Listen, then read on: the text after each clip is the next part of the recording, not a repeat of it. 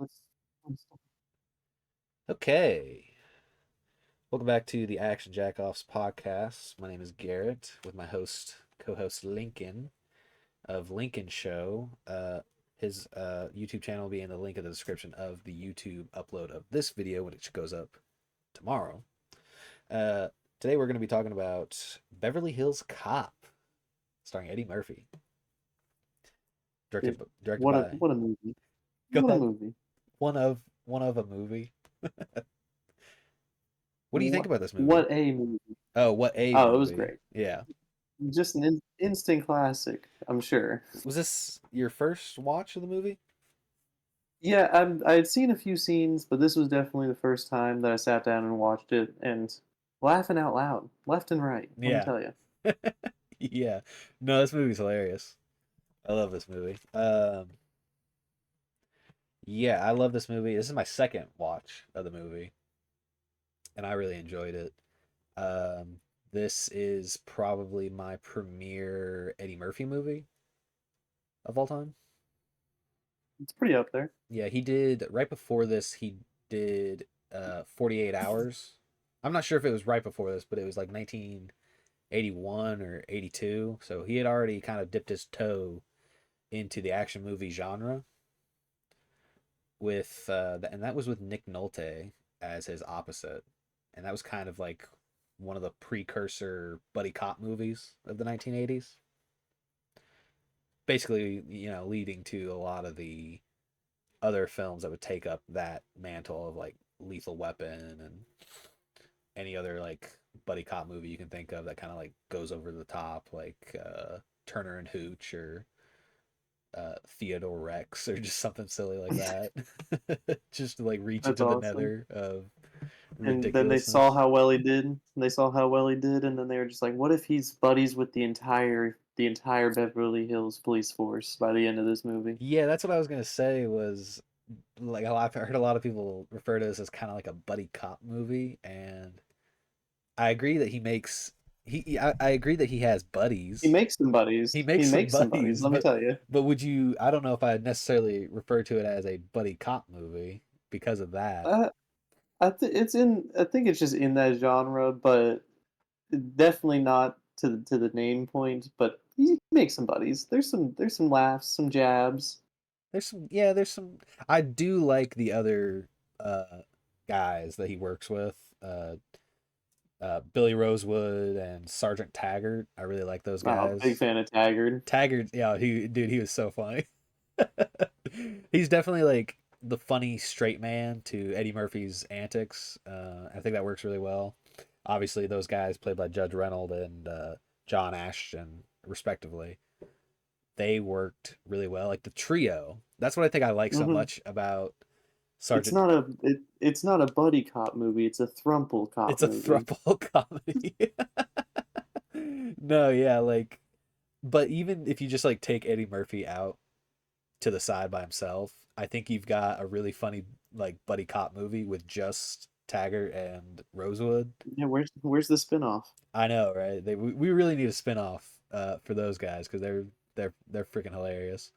Um, but that aside, this movie directed by Martin Brest, who I had never heard of, but apparently he also did Midnight Run with Robert De Niro, which is another 80s action movie. It is typically considered one of the best in the genre from the 80s.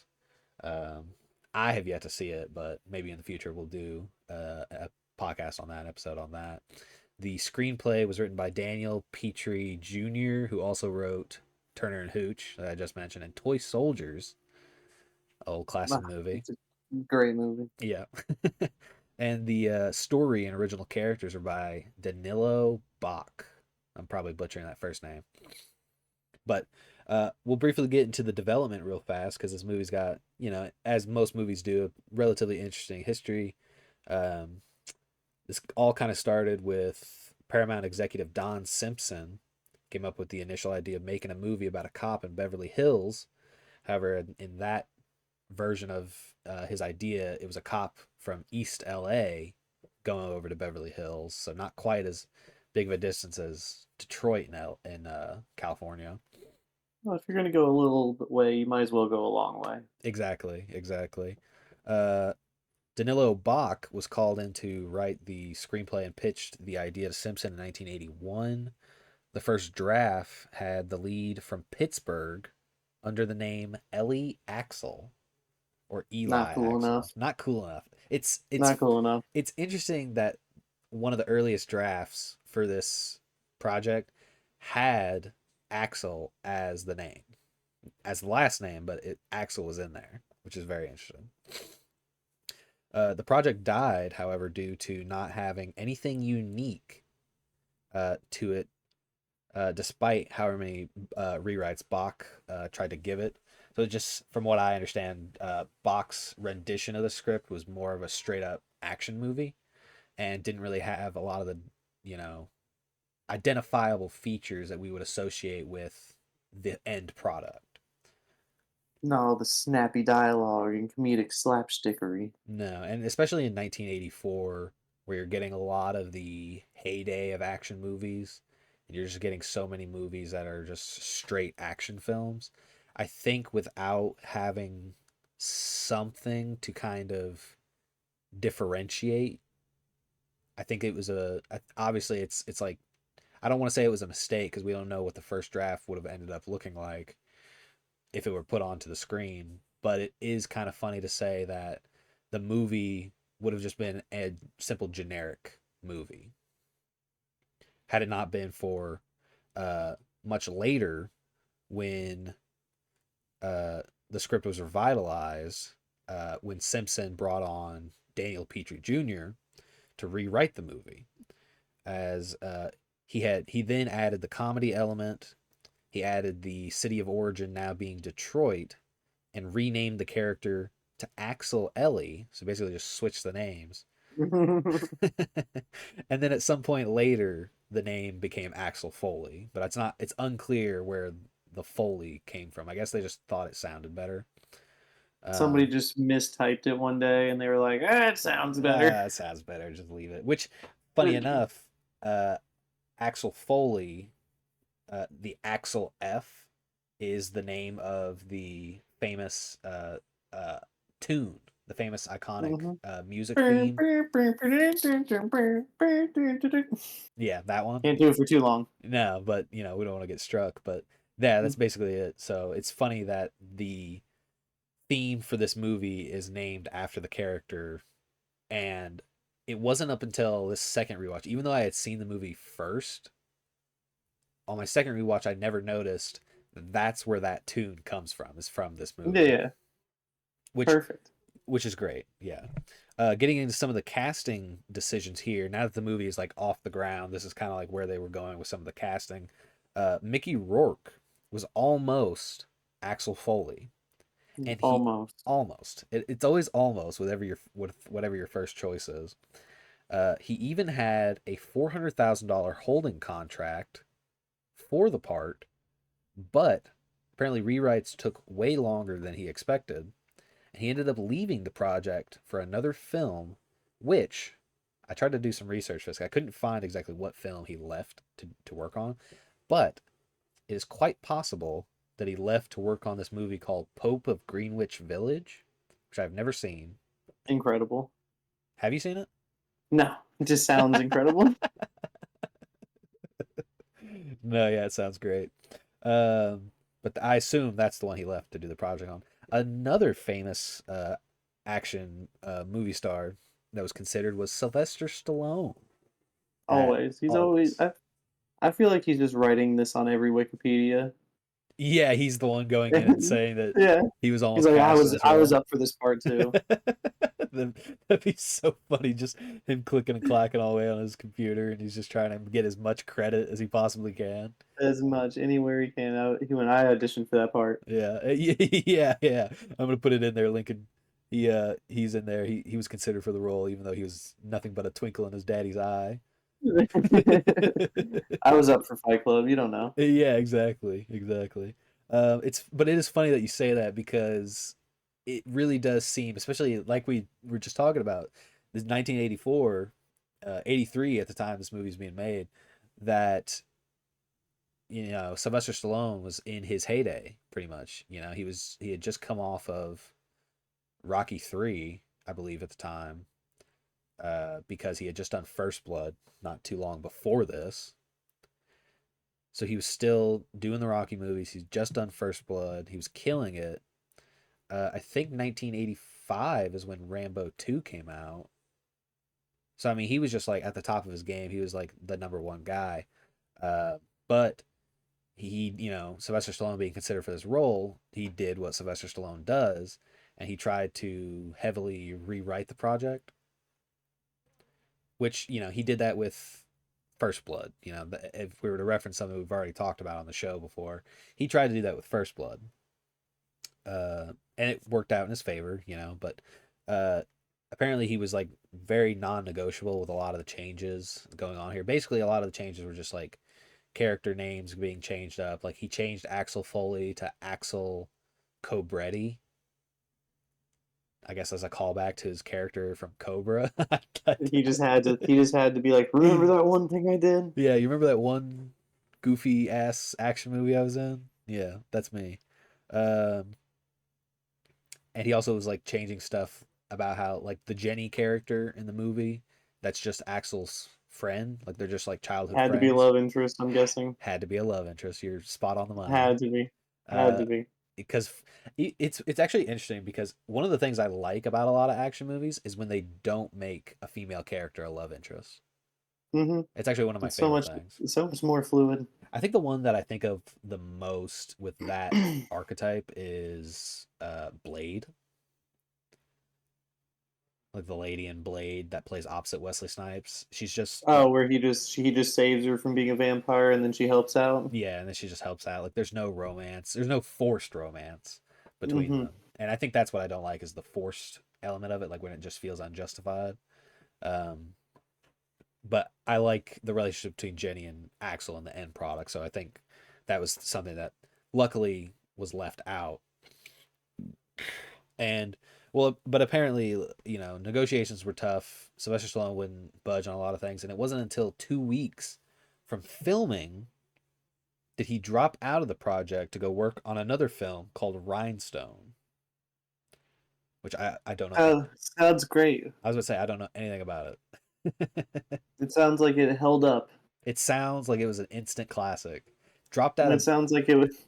dropped out of Beverly Hills Cop to go work on a movie called Rhinestone, and then went It home. sounds like it sounds like a movie that we all would be talking about for years to come. It sounds exactly like the type of movie that years later Sylvester Stallone would remember and then go home and get on his Wikipedia page and type in that he was almost in Beverly Hills Cop. And he was almost in Beverly Hills Cop. Yeah. One of the highest grossing movies of all time. Hilarious. But anyway, he drops out 2 weeks before the filming begins, so we're kind of left with no pot to piss in, no huge star to play the lead. So some other actors were considered or even offered the role, including, but not limited to, Harrison Ford, who promptly turned it down, from what I understand. James Caan. Said Harrison Ford said, "Get off my plane." Yeah, he sure did, didn't he? God, Die Hard on a plane. I love it. James Caan, Al Pacino, and Richard Pryor, which is probably like Richard Pryor could have done it. I feel like I was about to say It could have been the same movie. I was about to say it feels like that's the closest to what we ended up getting was Richard Pryor. But of course they obviously ended up settling on Eddie Murphy, who was putting in his own influence into the script. The final shooting draft of the script with Murphy's input wasn't finished until the first day of shooting. So they're kind of flying by the seat of their pants here. Love it. Yeah. Love when they do that. Yeah. So I thought that was really fascinating, but I'm glad that they ended up with Eddie Murphy because I think Eddie Murphy kind of obviously he makes the movie, kind of He steals the show. It really does feel like whenever Eddie Murphy is on screen, he really is playing up the comedian aspect of his real life persona and just perfectly melding that into his on-screen persona. Dude, big Donkey fan, let me tell you. Me and Zeta were just talking about like one of our favorite quotes from Shrek, where it's like right at the beginning when Donkey like gets that pixie dust like sprinkled on him. Oh, I'm flying. Yeah, and he's like, may have seen a horse fly, may have seen a super fly, but you ain't never seen a donkey fly, and then he like falls. When you ain't never seen a donkey fly. Yeah, that's a great scene. But Eddie Murphy, he totally cinches this role, and I really just love how it feels like whenever I watch like certain routines throughout the movie, which I mean like that's what this movie is. It's like action movie, but it's also just got like little comedy routines like sprinkled throughout. I Uh, was gonna say, it feels like it's a bunch of sketches that are tied together by action set pieces. yeah, like there's this typical action narrative that's going along, and then sprinkled throughout, kind of just like sewing these scenes together are small comedic moments. And it's not even like they're just full, there's not like they're quick jokes, right? I was thinking about this earlier. It's not like they're jokes in the sense of like what we would typically associate as just a joke in an action movie, where it's like one line here, one line there, and then like that's the joke that kind of like plays out. It's more of, whoa, yeah, it's more of like routines where it's a sequence of just Eddie Murphy just kind of like going off and playing off of other people. Like whenever he's checking into the hotel room and he's pretending like he's a Rolling Stones reporter and he's trying to interview Michael Jackson, and it turns into this whole thing where he's making it seem like the hotel people are racially profiling him or something like that. You know what I mean? It's a whole bunch of routines that have a setup and a punchline instead of just the standard 1-2 punch. Exactly. So getting into some of the filming facts here, we've got this movie ran on a $14 million budget. Murphy took home a cool $4 million salary from this movie, and the movie actually ran under budget, which is atypical at 13 mil total, um, which is very fascinating because usually we find that these movies run over budget. Over. Yeah. Yeah, Way over most of the time. way over, mostly just because of all the different kinds of like stunts and other action set pieces they try to Reshoots. implement, reshoots. Yeah, how many times have we seen a movie go through reshoots and even like post production hell? Hmm. Yeah, I I mean, mean, just when we were talking about Predator. oh yeah, yeah. Or even last week when we were talking about Die Hard and we mentioned how they had to go back and reshoot scenes or shoot new scenes to add into the movie to help the narrative flow better. Just make it make sense. Yeah, but Beverly Hills Cop didn't suffer from that. So, um, what it did suffer from though is how many scenes in the movie had to be shot in Pasadena as opposed to Beverly Hills, because Beverly Hills apparently prohibits shooting after 10:30 p.m. And obviously a lot of the scenes in the movie are taking place at night. So, that's really fascinating. I didn't know that. However, one thing I do know is that this is quite possibly the the best uh soundtrack for any cop-based movie I've ever heard in my life. It's the same song over and over again. Don't tell me this is the Oh, best fuck soundtrack. off. You No. fuck off. It's This the soundtrack I'll admit it's kicks good, but ass. you're not gonna tell me it's the best soundtrack and it's the same song. Okay, but that song carries, okay? Oh, You've it's a got the great heat song. is on. No, no, not even just this song. You got the heat is on here. You better go and catch it. But no, even like that one song, the theme, the main theme, Axel F. Axel F. Are you kidding me? Dude, it slaps. I'm not arguing that it doesn't slap. I'm arguing that the whole soundtrack slaps. I'll tell you this. I think the whole soundtrack slaps because that it's got that perfect mix of like synth and just like it pop. You're a big 80s synth guy. I love 80s synth. I'm also a huge regular show fan, Oh, and they really this love guy. 80s synth too. You're disgusting. No, come on, that's a You good like the show. misadventures of Flapjack. Get out of my face. I do actually. More than I like Chowder. Anyway, You put um, some respect on Chowder. We're not even no, going to talk. We'll talk about this later. fuck Chowder. Uh, Fuck you. no, but the famous tune Axel F was composed and performed by Harold Faltermeyer, who is famous for the soundtracks, his work on soundtracks and his work on themes for Beverly Hills Cop 1 and 2. He also did the famous Top Gun theme, the uh, the, Pretty good. the Top Pretty Gun good stuff. the Top Gun anthem. He also worked on The Running Man with Arnold Schwarzenegger and Tango and Cash with Kurt Russell, Another buddy cop movie. another buddy cop movie. Probably one of the quintessential buddy cop movies, Kurt Russell and Sylvester Stallone. Um, and Axel F and the Top Gun anthem earned Harold Faltermeyer 2 Grammy Awards. There you go. Very fascinating, very interesting. Um, that he was able to secure both of those.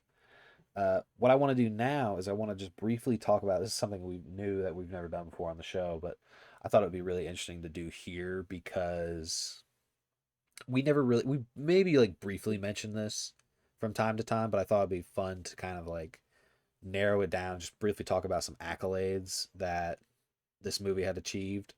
So I just want to briefly go over that.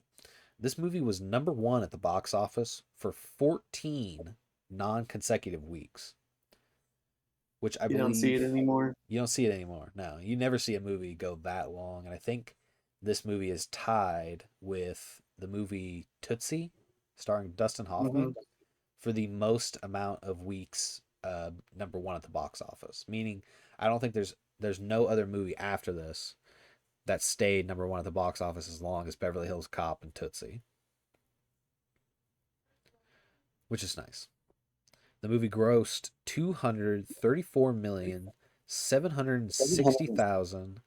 $234,760,478 domestically, just Ridiculous. just in the United States.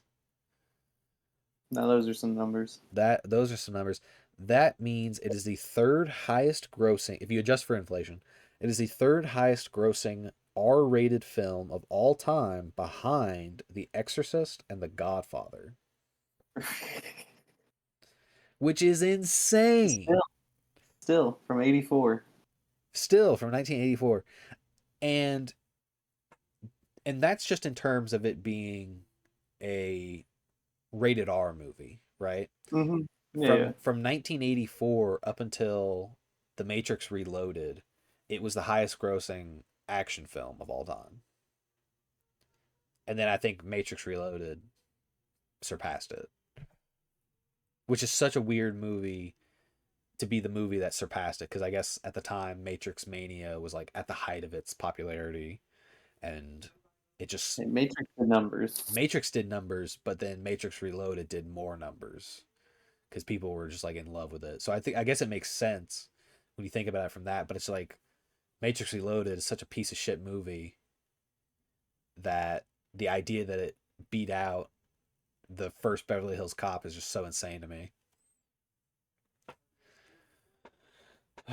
And it's also the fact that it's behind its third highest grossing R-rated film of all time, behind The Exorcist and Godfather, two of the greatest movies of all time. That's ridiculous. That's What are 4 and insane. 5? That is insane. Do you have 4 and 5 pulled up, or No, just no, curious? I just had top three. Uh-huh. I was just curious. No. But what I do have are some of the nominations and awards that this movie won. Uh, and a lot of these are just kind of like blew me away because that just goes to show like how insane this movie is just from a critical standpoint. Like this not only did the movie did numbers, it also achieved a lot that a lot of other action movies can never really like hope to achieve. Um, for instance, starting at like the highest of the highs, it was nominated for Best Original Screenplay at the Academy Awards. However, it lost uh, because it lost to this movie called Places in the Heart, starring Danny Glover, or I'm sorry, Donald Glover. Wait, I'm freaking out. I'm You having can do it. I'm having a stroke. Danny Glover. I had it right the first time. It was nominated for Best Score at the BAFTA Awards. It was nominated for Best Motion Picture Screenplay at the Edgar Allan Poe Award. It was nominated. It was nominated for 2 Golden Globes: Best Motion Picture in a Comedy or Musical and Best Motion Picture Actor in a Comedy or Musical. Obviously, being Eddie Murphy.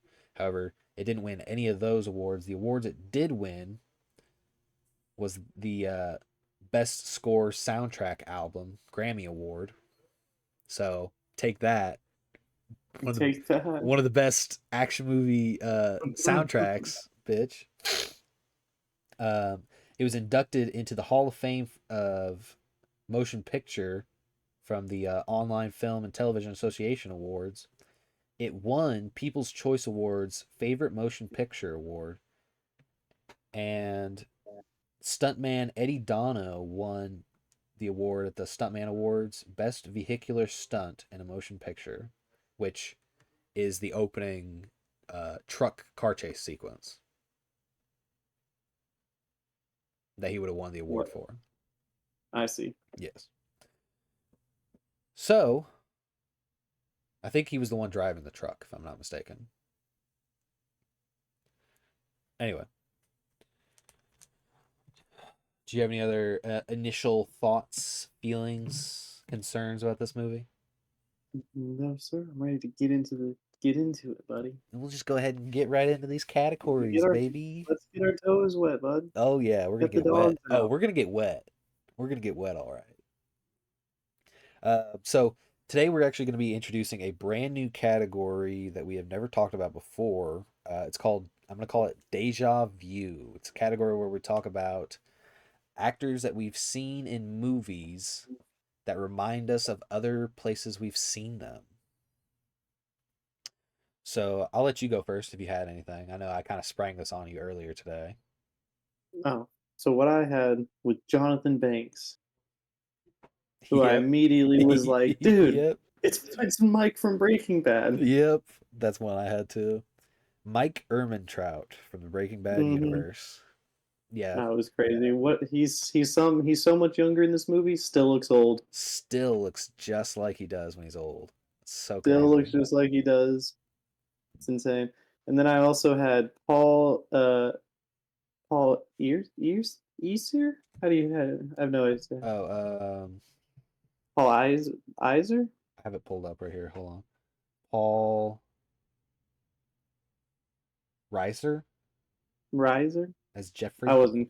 Yeah, Yeah, yeah, yeah. just the beginning scene from The Aliens. beginning guy. Yeah. Yeah, he's only in the beginning of this movie too. Yeah. How funny is that?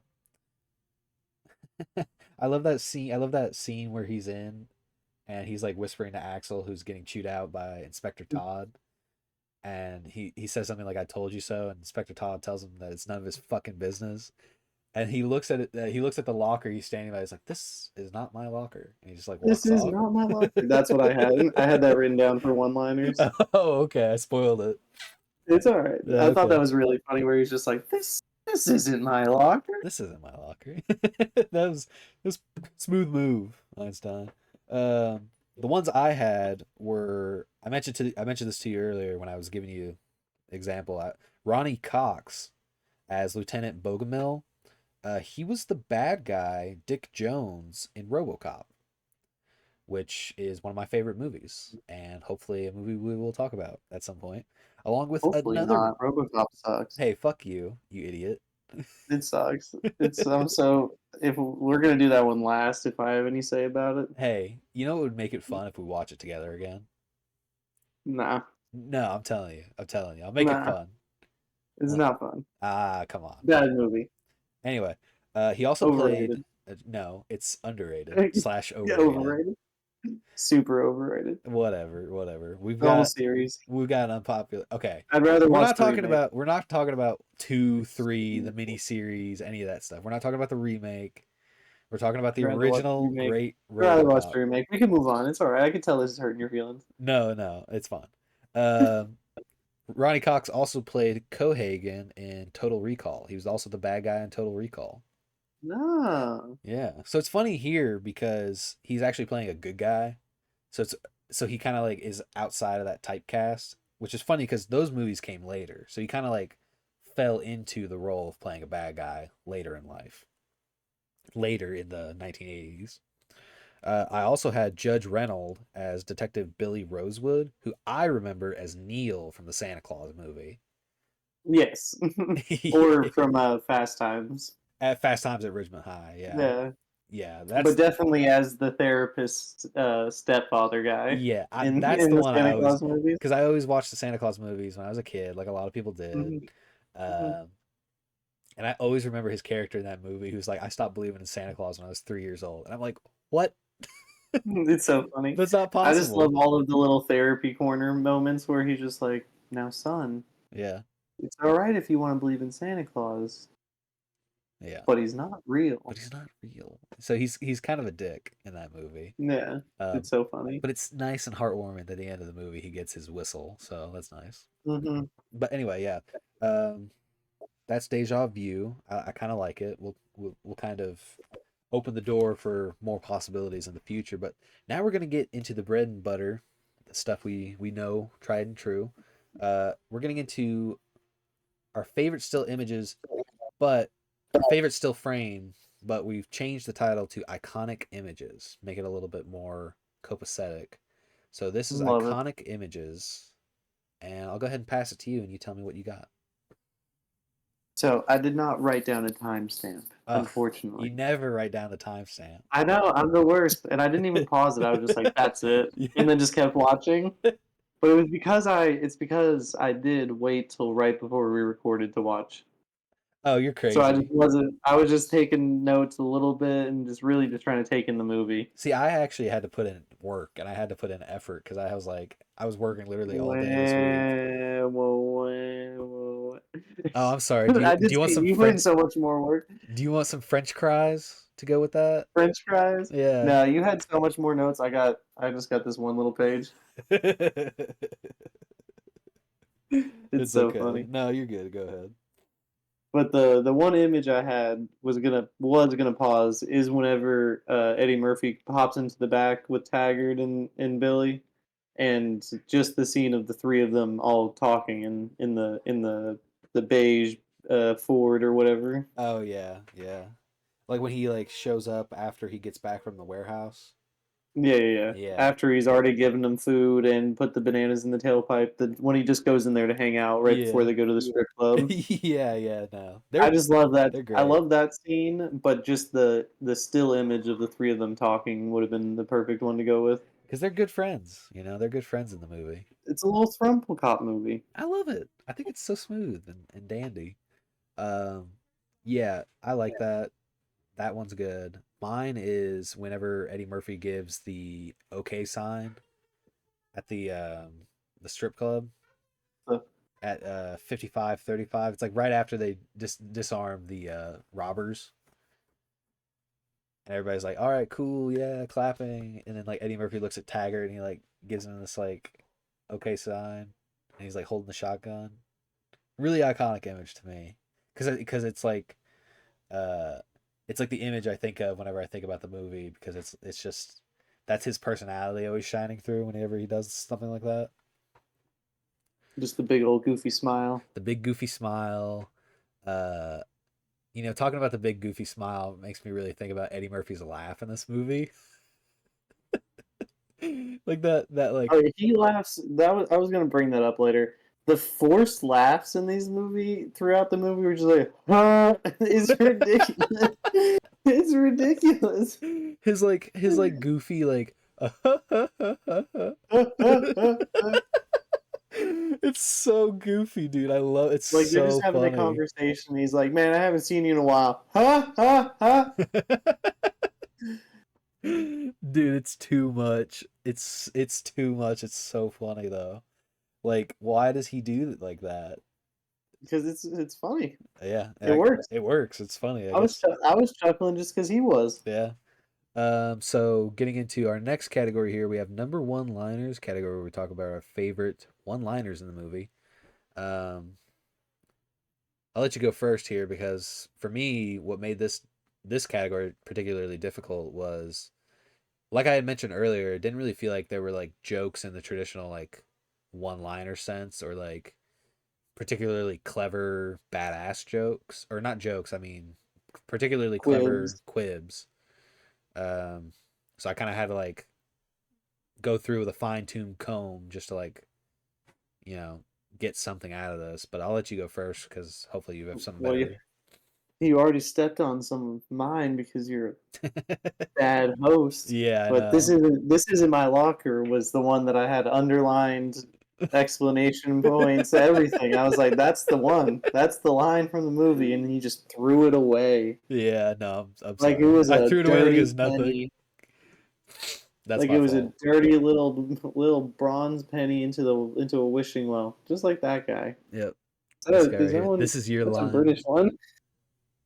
He's got a queen on it. Oh, that's Canadian. You idiot!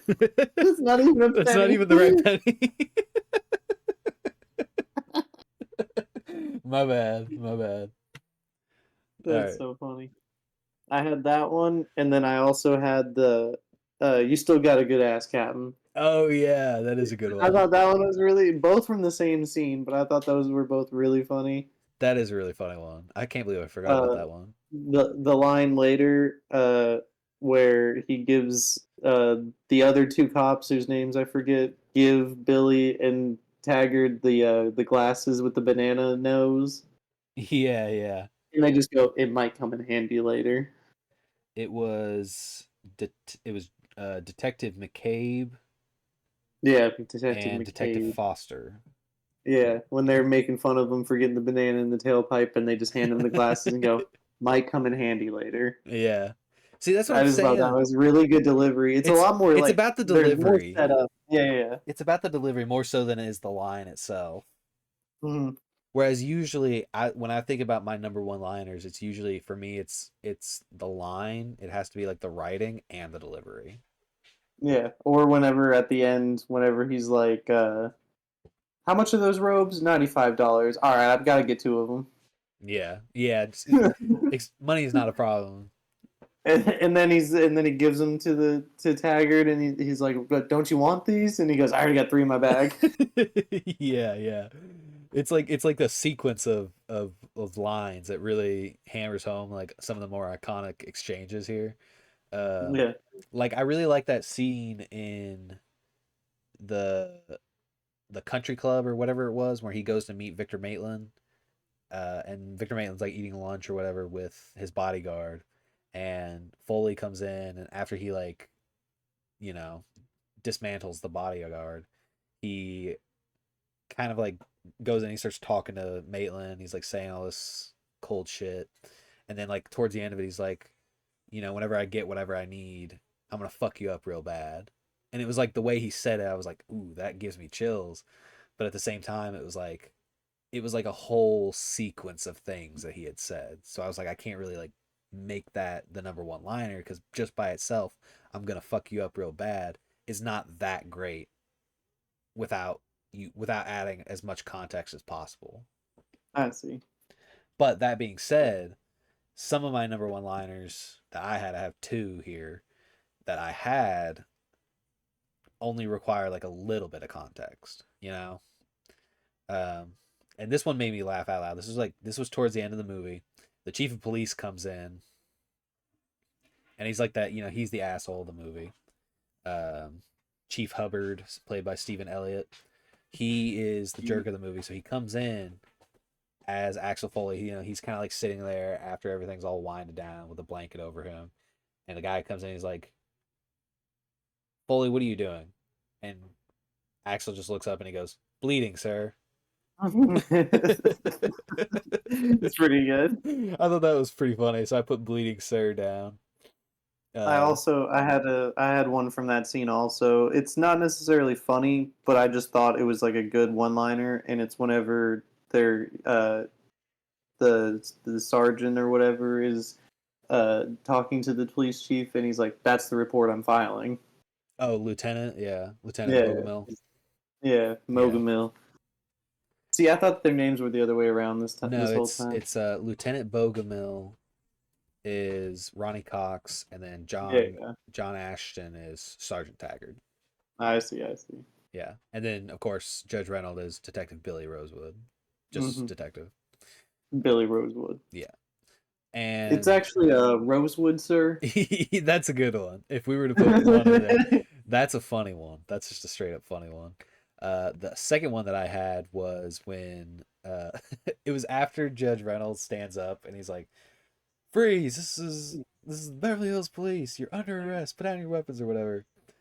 And You do he that again, I'll shoot you myself. that's the one. That's the one I That's had. so good. Yeah. I think that was like funny to me because I was thinking to myself, I was like, is that the first time someone's like said that in a movie? It's possible. It's possible, but I can't really like I can't say for sure. Like No. I wish there was like a database where I could just like type in a line and it would show up as whatever movie said it first. Hmm. Because I Hey, hey, edit that out, and we're gonna make that. oh we're gonna That make was that app. we're gonna make the database. Yeah. That'd be We're gonna cool. watch every movie ever. That'd be cool software. Watch every yeah, we'll go through and watch every movie ever. We'll get an AI. We'll get the AI to watch all the movies for us and then give us a breakdown of every script. And then we go through and make a database out of it. It'd be pretty good. I We can think do so. it. I think so. I think I would kick ass. Now, moving on to the next category, we have cutting room floor, the category where we talk about deleted scenes or scenes that we wish were cut or left in. What do you got for me? So I had cut everything with Mikey. Really? Yeah, I just didn't care. But I that's get I get that's the plot of the movie, but I think it could work if if uh if Eddie Murphy just shows up in L.A. and he's like, "Somebody killed my friend. I'm here like if on the Mikey case now." like if he just finds out that Mikey's dead. Yeah, yeah, yeah. We don't. I don't think we needed the scene where Mikey comes back into town and then he gets shot in Detroit for whatever reason. To be If fair, to to be fair, to be fair, I think that sequence has to work. I mean, it doesn't have to work. If it doesn't work for you, then that totally makes sense. But for me, what works about that scene, that whole, scenes of Mikey being there and why I think it should be in the movie is because without it, you don't really understand the camaraderie that they're supposed to share or really understand the reasons why Axel is so, you know, vengeful, I guess is what I'm trying to it's say. fair. It's Because fair. I get. It. I I mean, get it. now to be fair to your point, plenty of movies have done just that, Exactly.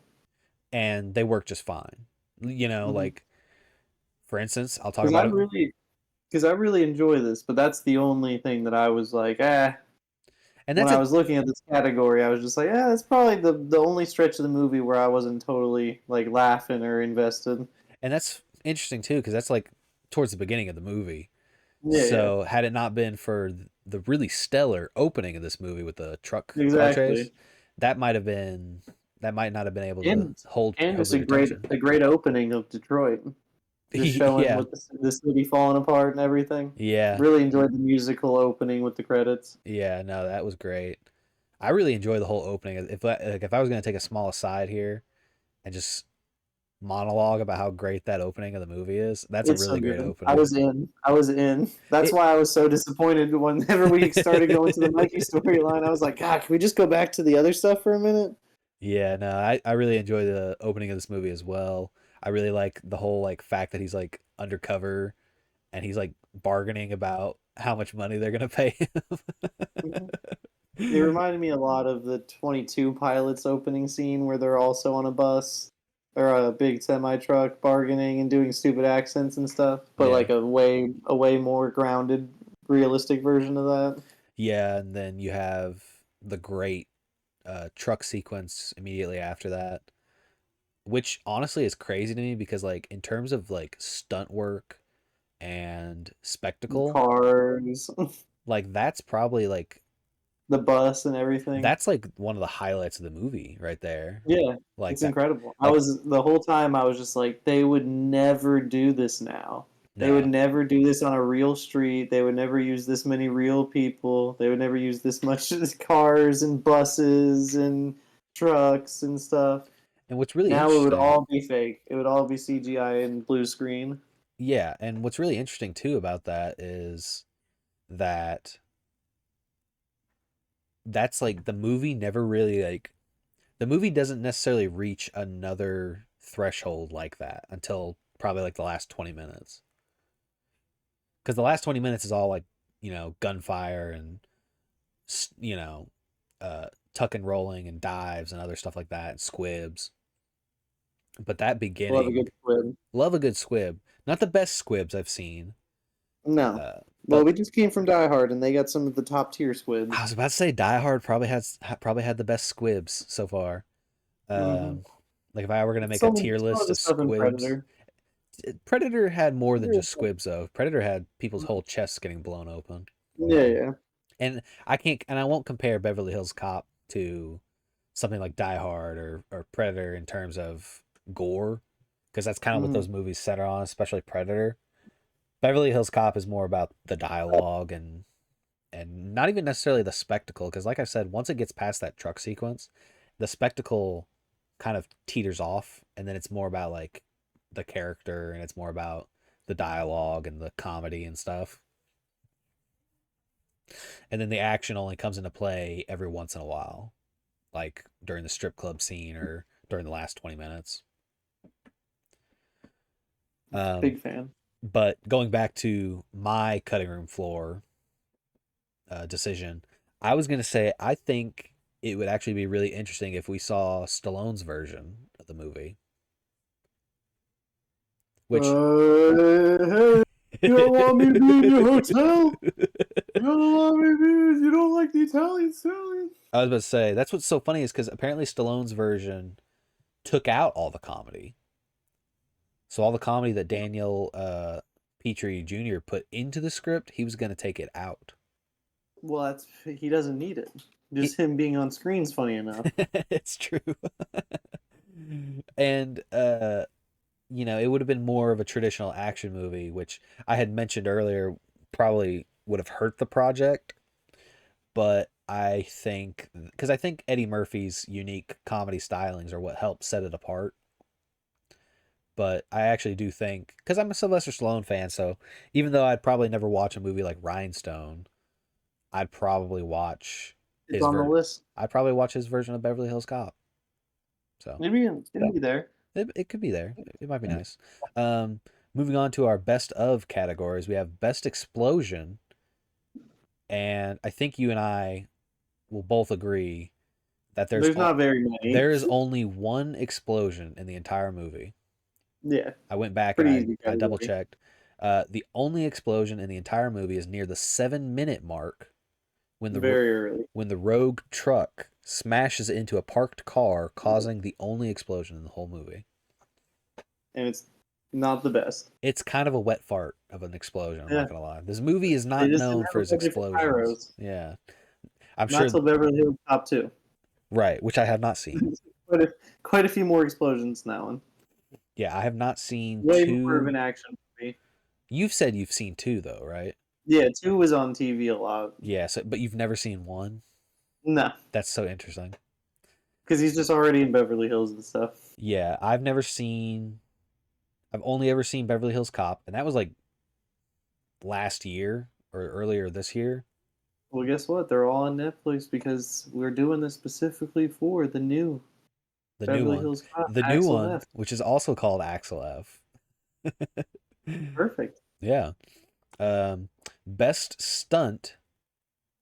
What'd you have for me? I had the him getting thrown through the window Oh, okay, that's a good one. at the when he first goes and sees Victor. That is a good one. I see. I didn't even think about that. Because there's a lot of like scenes in the movie or a lot of stunts in the movie where people are like rolling, diving, or getting Hmm. thrown through something. I That's just thought that the him getting thrown through a window was so jarring because I thought they were just when they got the 6 guys throwing him out. I was just like, all right, well, the scene's probably gonna cut, or they're gonna throw him out the door, and he's gonna hit the pavement, and somebody else is gonna get there. Yeah, But just how jarring it was that they were just like, window, cops arrest him. I was like, that's insane. this is awesome. This is hilarious. It's so extra for no reason. And the cops arrest him for getting thrown through a window. He's disturbing the peace. He's disturbing the peace. He had a gun, you know? A concealed weapon. Concealed weapon. Didn't say he was a cop. Nope, didn't. Got busted up. I also really like that scene after he gets arrested when he's like, this is a nice cell. I've never seen a cell with a payphone before. Uh, do you mind if I stay a little bit longer? I ordered some pizza. and and then they're pulling him out, and he's like, "Somebody will eat it." Somebody will eat it.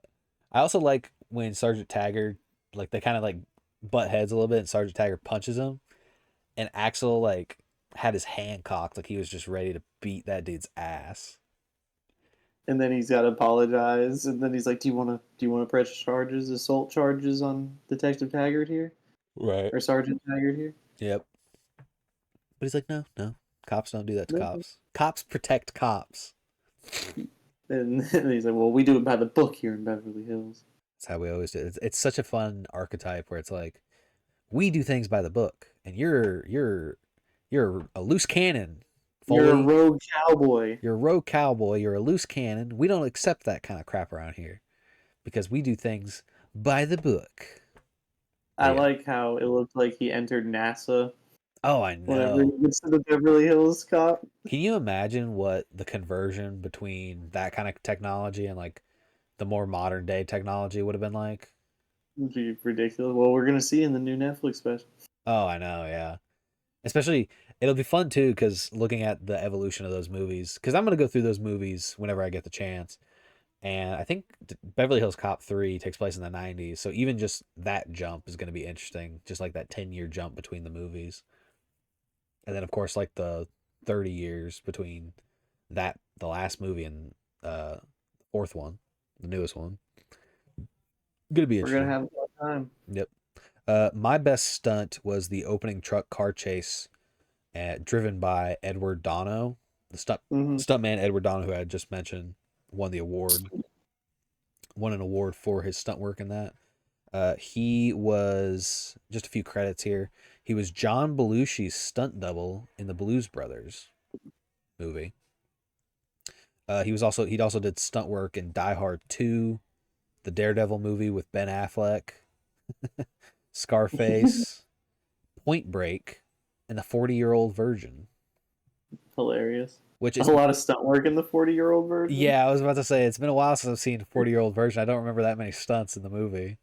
There's like somebody does like a cartwheel or something. They fall. Some people fall over a few Oh times, so yeah, I could see some minor stunt work. I gotcha. Well, moving on to our favorite and best action slash fight sequence in the movie, I put down the Maitland estate raid.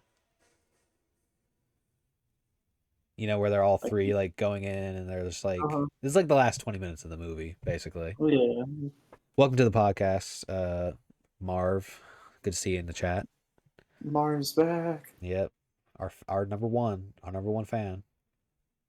Getting a T-shirt. Yep. What was your favorite action sequence? I did have the assault, but I also want to talk about just the short little altercation in the strip club. It was a good one. I just like how quick it was. Just he just disarmed the shotgun real quick, and then Taggart got the other guy with the gun to the head. And Yep. I was just like, oh, that was quick and efficient. I thought this was going to be way more drawn out. No. We're talking about Beverly Hills Cop this week, Marv. Beverly Hills Cop, the first one. Yeah, I really like that sequence. I really love that elbow he delivers to that one guy's face. Axel delivers that to that one guy's face. That actually felt hard. It's 12-6 though. I might have to give him a yellow card. Yeah, he might get disqualified for that one. No, At but that, least points taken away. yeah. Reset from down position. But that was a good one. I like that one. Things I liked about the Maitland Estate raid. I think what I liked about that one is just that it's like the three guys and they're going through this place and they're just like, they're dodging bullets and they're getting shot up. My favorite moment of the whole thing actually is not an action related thing. Um, but the but I really thought it was hilarious when they're like Taggart and Rosewood are trying to get over this one wall and they just like can't figure it out for the life of them, so they keep like messing it up and trying to get out. And Rosewood is literally like, "Dude, why don't we just go around? Like, why don't we just go where Axel did?" And he's like, "No, I got it. We can do this." And then like they're getting up there, and then Eddie Murphy's like looking at them. And Just he's laugh he at 'em. just starts laughing that stupid And laugh. then the gunshots start.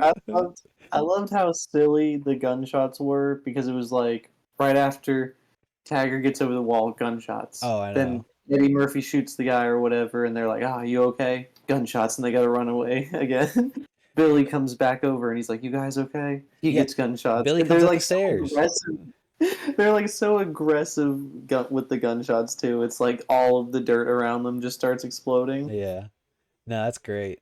Um, and then of course, I mentioned earlier you got some decent squibs in that one. You got some decent squibs there. Whenever like he shoots Zach, or Jonathan Banks' character, or whenever he shoots Victor Maitland, played by um, Steven Burkhoff. Yeah, that's good shit. Yeah, Marv. This is one of the first action comedies. Typically, very interesting fact that the genres were separate for so long. And I think, and I had mentioned earlier, you missed this. I was talking about 48 Hours, Eddie Murphy's other foray into action. And pretty much whenever you put Eddie Murphy into an action movie, it's by default going to be a comedy movie as well. Um, but yeah, that was really But one of even the. 48 Hours is a little bit more serious. It's a He little. still has It's it definitely a little still bit has more serious. he still has his ad libs and being funny, but this one is the first one that's like, oh, this is both. Yeah, and that's what I really like about this movie is that this movie does kind of go headlong into a lot of those things. Like I said earlier, like it's got those routines that make it really funny. Like I really like how there's always some scene. There's at least three I can think of off the top of my head where Axel pretends to be somebody he's not, to kind of like hammer home the idea that he's an undercover cop, or like he mostly does undercover work. Like He's just a chameleon.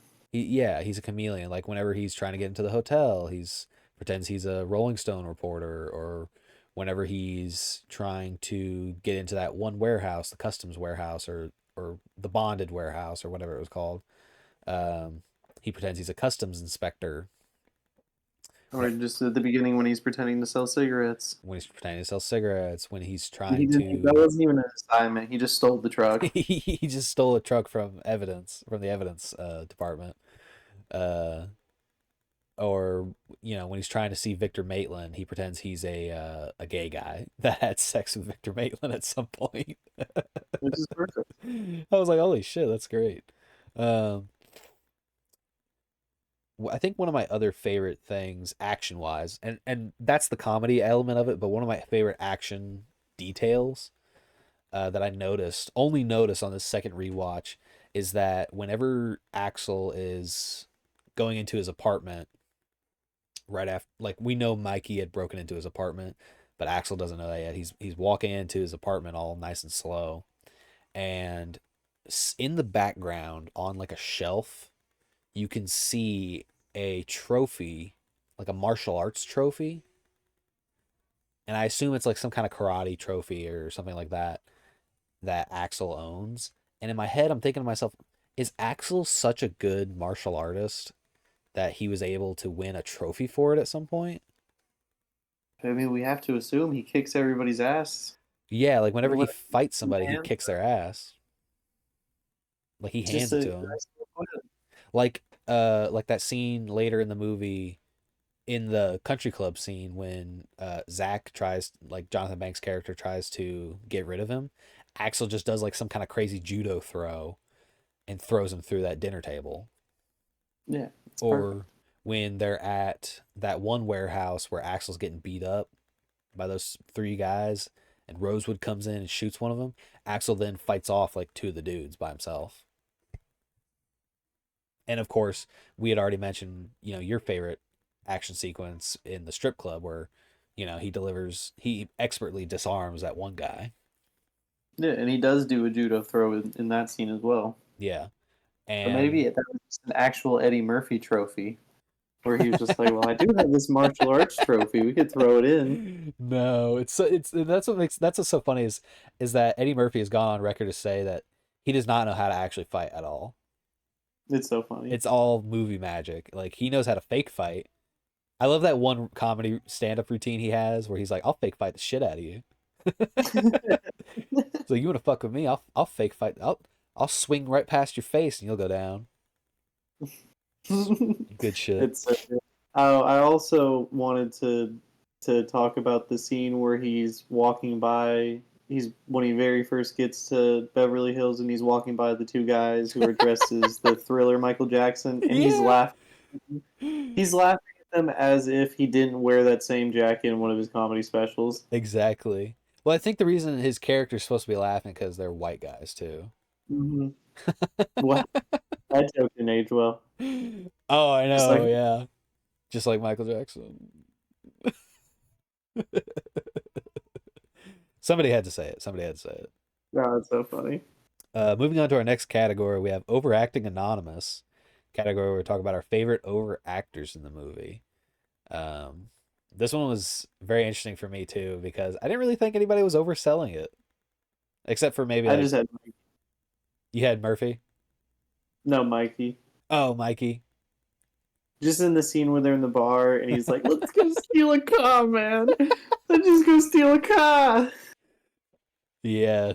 See, it's funny because I feel like Mikey wasn't even in the movie long enough for me to really like him to leave that much of an impact on me. He did for me. I didn't like it. I know that's what's so funny to me is like you have such a problem with Mikey, and it's like I don't even remember him that much. Like, which is also I guess like a problem with how I watched. I had to watch this movie over like the course of a week, like 30 minutes at a time. Yeah, and I was perfectly in. I just watched it right before. Yeah. So by the time I got to today, where I finished watching it, Mikey was like I don't know how many days ago. I don't even remember him. You don't even remember him. Yeah. My options were either Eddie Murphy, which is not to say that his acting was bad in this movie. I just felt like he's supposed to be the comedy guy, so he has to do like some element of overacting to sell it. Or it was going to be Gilbert K. Hill as Inspector Todd, Oh yeah. which probably fits more along the lines of an overactor, which he also wasn't in the movie very long, but I remember him more. I especially obviously remember the scene where he's like, "My superior chewed me out, and I don't chewed out my ass, and I don't have any ass left." Oh yeah. Yeah, It was pretty good though. yeah, I thought Stephen Elliott a little bit as the chief. yeah. He was kind of he's kind of playing it Scenes, up. but the one scene where they're like, "Lower your voice," and they're like, "What? Can he hear through walls?" And they're like, "Yeah, he Yeah, can." And he comes out of the office, and throwing his hands up, being all crazy. yeah, yeah. No, that makes sense. That makes sense. Um, but yeah, like I said, like I feel like it's really hard to say that anybody really like. Oh, you It's know who hard when it's more comedy. I should have put. Um, I should have put Bronson Pinchot in this. The guy that plays Surge in the Oh, art gallery. that's the answer. That's the That's answer. the answer. I should have put Like, him. no, don't be stupid, Yeah, yeah. Would you like a lemon twist? dude. Surge is so funny. Yeah, no, I totally forgot about that guy until I I put. did too. It's because he's also only in like 3 minutes total. Yeah, but he actually does a good job of. See, he definitely like. That's an actor that is like notorious for playing up the like overacting The thirty elements. second rolls. Yeah, because he was in that TV show Perfect Strangers, where he played like a really over the top 80s slash early 90s gay guy, which as an archetype was always you got to play it up, you got to make it crazy over the top, you know what I mean?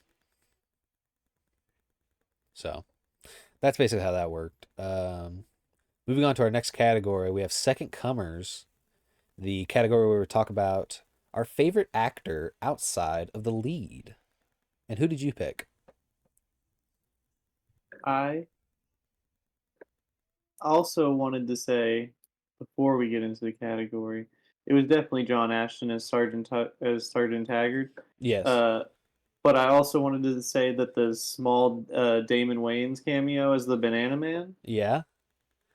that might also be one of the overacting. I was looking for which Wayan it was because I was like, hey, it's one of the Wayans, but I couldn't remember which one it was. They'll overlap for sure. Because I mean, Just a little. whenever we get in the spotlight cameo, like we'll talk about him more in depth. But I just uh, wanted to shout him out real fast because I was like, that was a little bit of overacting too, where he's just like hands them and he's like, just it's like, why is there a random dude selling bananas in this lobby? yeah. Yeah. They could have just he could have just gone up and grabbed some, but they had to have the scene His where he's just like, oh, his credit is Banana is Man. Banana Man in the movie. That's so funny. That's so good. I saw it in the credits and I was like, I gotta say something. Yeah. No, he's hilarious. Um, but you said John Ashton as Sergeant Taggart was your Yeah, second favorite. I was very very pleased and happy with everything Tiger did. I was like, it's so cliche, but he's doing such a good job. Yeah, that guy's good. That guy's really good. What It's else? all very cliche. Do you know what else he's been in? Not really. He looked very like one of those guys. I'm looking. He was also in Midnight Run. Yeah, also direct. Gone, Baby Gone. Oh, King Kong Lives. You must really know this guy. Dude, I have not seen King Kong Lives in like 15 years. Oh, but you've seen it though. Yeah, I mean, because that was probably during that phase where I was trying to watch as many giant monster movies as I could, and that probably like fell into the foray, into the for, into my You life can at do some point. it. Sound it out. Foie gras. Fourier. Yeah. Well, Yeah, I'm looking at all the movies he's been in, and I've barely heard of any of these. he just looks like a movie guy. He looks like he He has that does. He face. does. Yeah. He looks like a that guy. A that guy. He's the that guy. Well, my second comer was Judge Reynolds as Detective Billy Rosewood because I think Billy Rosewood is really funny. Oh yeah, I think they're all funny when they're together, but they're exceptionally funny. Rosewood is pretty great. Um, A shrimp salad sandwich, sir. yeah, yeah. No, he's great. I love him in the movie. Marv, that King Kong is the 2005 Peter Jackson King Kong with Jack Black and Adrian Brody. That's the King Kong you're thinking of. That is actually my favorite version of King Kong. That's my Ah, favorite. Love that version of King Kong. I don't care how long it is. it's trash. Oh, fuck off. That movie's great. It's so bad. That's literally in my top 10 favorite movies. That's trash. I like the '80s one. With the one with Jeff Bridges. Yeah, yeah. That's King That's Kong for me. 70s, I think. Is it '70s? Yeah, I The think so. one, yeah, the one where he fights the snake and everything. I think Yeah. that's the only big monster that he fights in that. He might fight and oh yeah, no, no, yeah. That's like the only one he fights. I think in terms of like King Kong, not to get into like a whole King Kong debate in the middle of talking about Oh, Beverly here we Hills go. Cop, but Yeah, '76. just briefly wanted to say it was like for me it goes Peter Jackson's King Kong at the top, the 1930s original King Kong, and then like the 70s King Kong under that. Like they're all three great movies because they're all three telling the Uh-huh. same story. I just think Peter Jackson's version is like the penultimate version. hmm Just one of my earliest memories is somebody, probably my grandparents, watching that '70s King Kong movie, and it's the scene whenever King Kong's about to grab Jessica Lange, Yeah. and I had no idea what was going to come out of the woods. Oh, and it was like your first Like experience it was the first. seeing King Kong, I had no idea what King Kong was. Never heard of it. I was like, what gigantic monster is about to come out of these woods and grab her? and it was a giant gorilla. and it was a giant gorilla, And and that I was like, "What is this?" and at that moment, Lincoln shit his pants. Yeah, I was like, "Where's Godzilla?" Didn't even know what either of them were at that point. You just thought, I gotcha. Um, Back to Beverly Hills Cop, back to everybody. Beverly Hills Cop. Back to not to get off track again, but back on track. We'll talk about Beverly Hills Cop again. Um, yeah, so Judge Reynolds as Detective Billy Rosewood, I really liked him in the role. I thought he was funny. He had a lot of funny lines. I really like his character arc where he's kind of like he strays from Sergeant Taggart's tutelage and he's like, "Look, Axel's right. We got to go in there and we got to save the day and just do all that shit." So he's got a good character arc. He's got a lot of good moments too, like where he saves Axel's life in the warehouse. He's got a lot of great moments. This is the Beverly Hills Cop, the police department. You Yeah. are all under arrest. Yeah, he's got some great lines there, and he's a great foil to Taggart, who plays the straight man. So Hey, you can be the Rosewood to my Taggart any day. thank you. I would love to. I would love nothing more.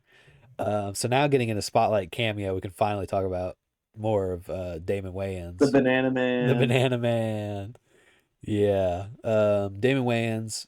uh Such an interesting, like, just minute role for him because he would go on to have a pretty lengthy career in TV and movies. He was in, obviously his most famous show is My Wife and Kids, which I used to watch a lot on Nick at All the Night. time. On Nick at Night. Nick at Night, baby. Anytime it got past 8 or 9, It was, buddy. you got It George was like the first Lopez, one. you got Friends, you'd get and you'd get My Wife and Kids. My Wife and Kids was Ooh, always the first one, though. you'd always, That's how you knew Nick at Night was starting. yeah, or you'd get, sometimes you get George Lopez as the first one, and then it would play See, again I like always knew super I'd late at fallen night. asleep with the TV. I was gonna say I always knew I'd fallen asleep with the TV on if I heard the Midnight Rider start. Do, do, do, do, do, Do, do, do, do, do, do, do, do, do, do, do, do. do, do. I Yeah, was like, no. oh no, I gotta turn the TV off. He's about to start jumping on the trampoline. Yeah, and also The Nanny was on Nick at Night too. So Oh yeah, you'd have like the a crazy nanny. lineup of like early 2000s or like mid 90s TV shows. Um, yeah, that the shit was just great. But he did My Wife and Kids. He was also in the Lethal Weapon TV show to tie it back to action movies. My dad loved that show. I never saw it. Did he like it? He really liked it until they had the dispute or whatever where they fired one of the main guys. Yeah, they fired the guy, the white guy that plays opposite Yeah. Damon Wayans. I don't even know his name. I read about that when that happened. Yeah, I forget what happened, but it was tragic, Yeah. tragically bad. Like he basically was just being an asshole from what I Yeah, understand. yeah, Yeah. yeah. Just pathetic. Of course, I think the most famous movie Damon Wayans was in was Major Payne. I feel like Hmm. everybody's seen Major Huge. Payne. And then The And then Last all Boy of the different Scout. scary movies. The Oh, was he in those scary movies? I think you're thinking of the other He's Wayans. he's no, he's not he's just cameos in them. Oh, I gotcha. It's been a while Yeah. since I've seen him. He's not it's one of the other ones, I one of the other gotcha. Wayans brothers or cousins or whatnot. But he's definitely The in some of them. family, yeah. There's like 7 of them, Yeah, no, yeah, there's a lot. and then there's a few juniors.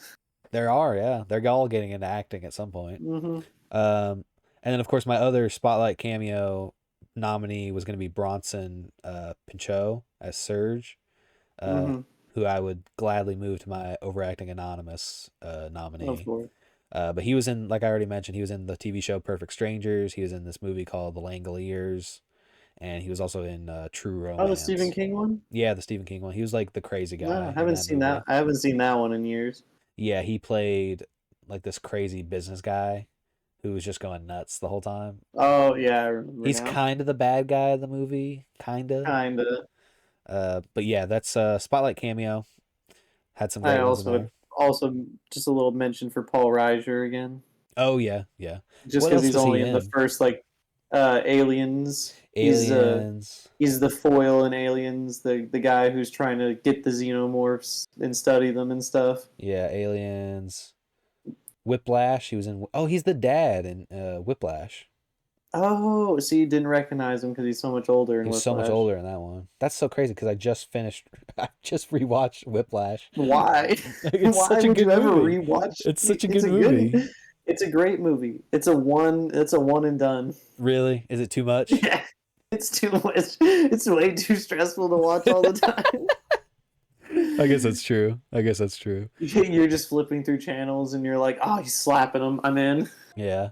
Okay, so next we have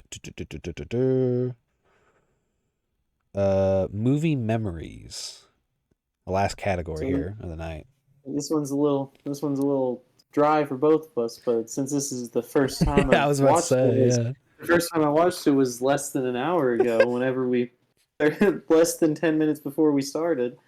But I was super pleased. I'm super into watching the other three of them. The new one that just came out in two and three.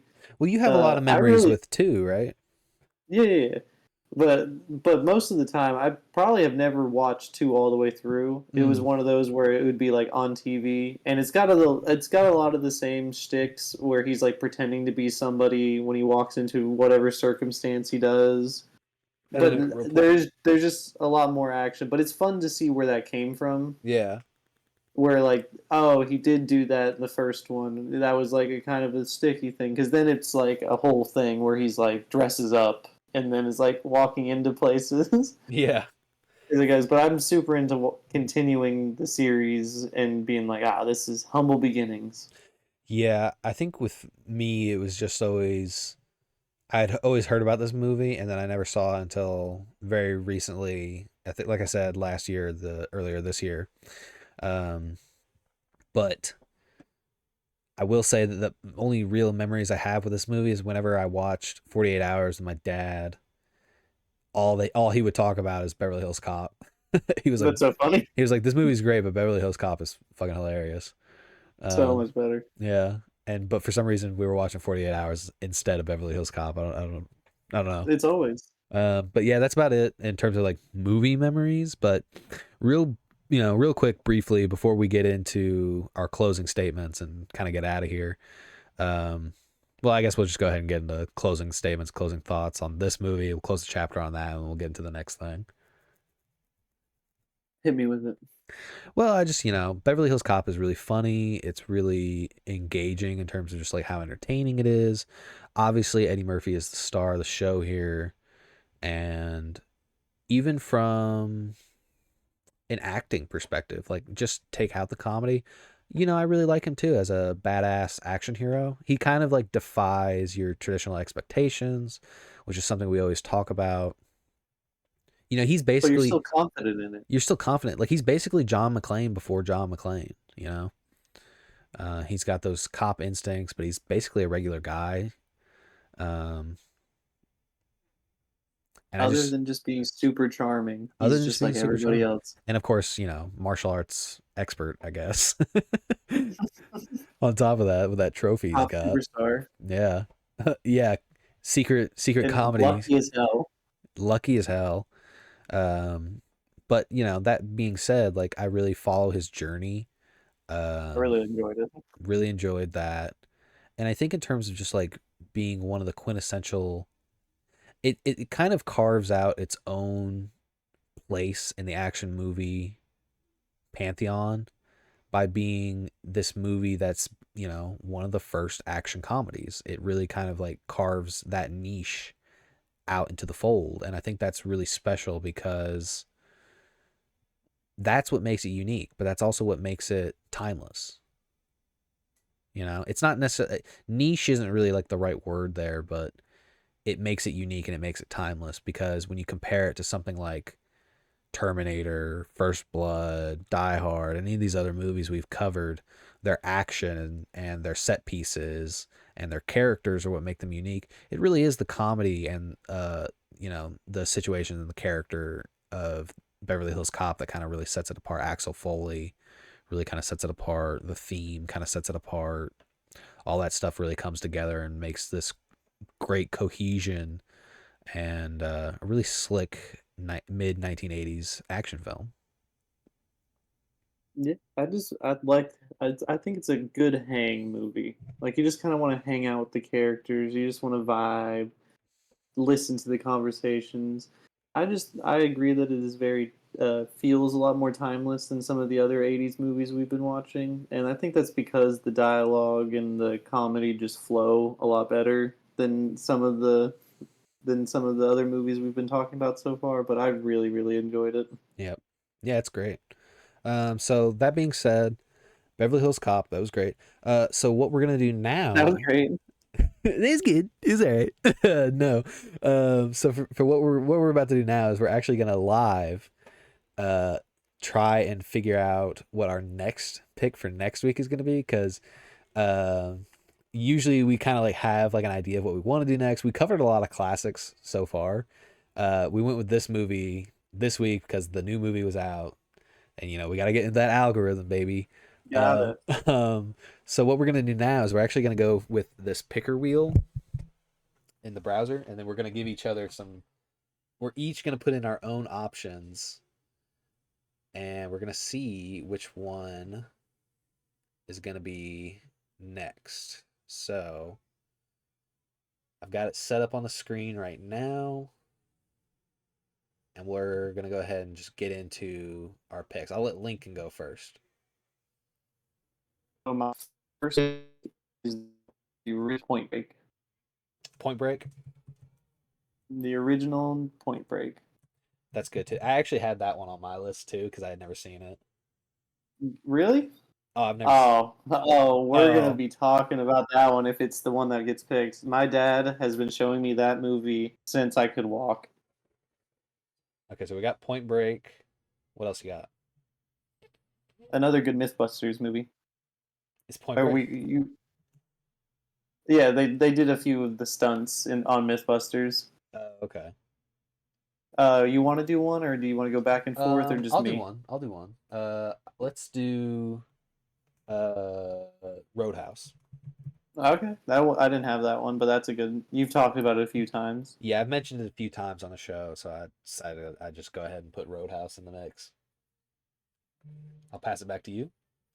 Very similarly, I've talked about this a few times on the show. We got Speed. Ah, Speed. Die Hard on a Bus. Mm-hmm. Perfect. Okay. All right. I've got this one. We also talked about this one this podcast, not at all too recently. Lethal Weapon. Good one. That was one of my extras that I wrote down as we were talking, just in case I needed a few. Okay, you got another one? Then I had Transformers 2007, the first one. Ooh, interesting. It Transformers. That's very had outside to of get our that in there. wheelhouse. Uh-huh. I was trying to give it a little bit more interesting, so give us more to talk about, Yeah, that's a really interesting one. Transformers 2007 specifically. just in case there's any confusion. Right. Well, there is that like animated Transformers movie and Uh-huh. stuff like that. Okay, so next for me, I was gonna do The Matrix. All right, all right.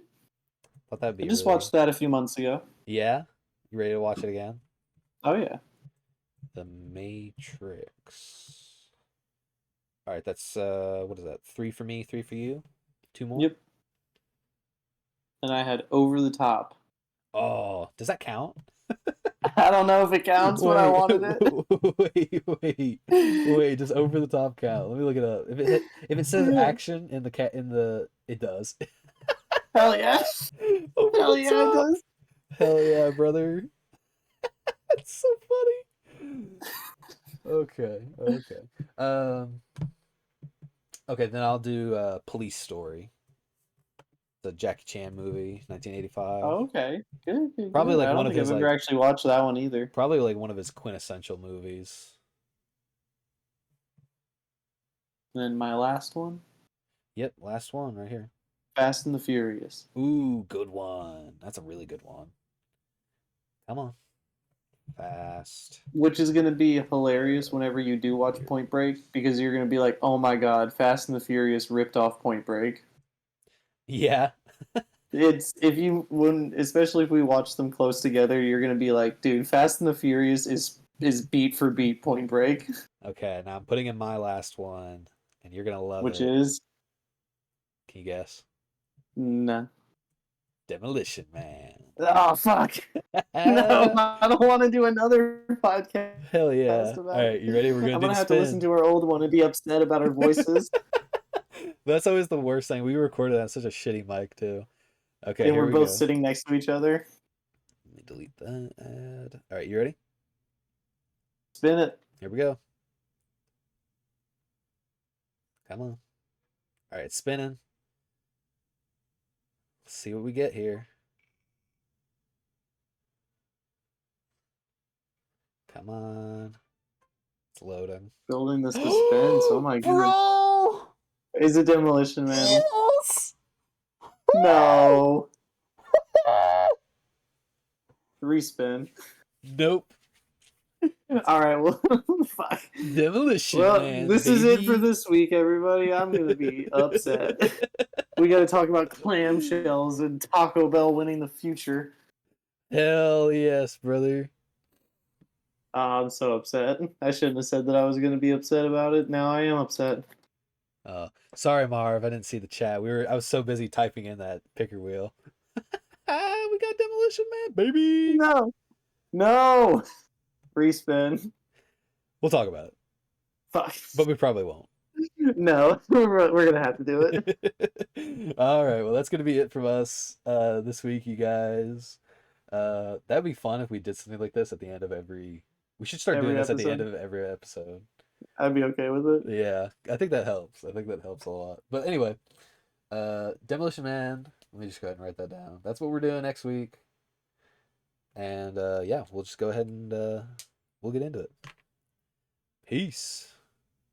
See ya. Deuces.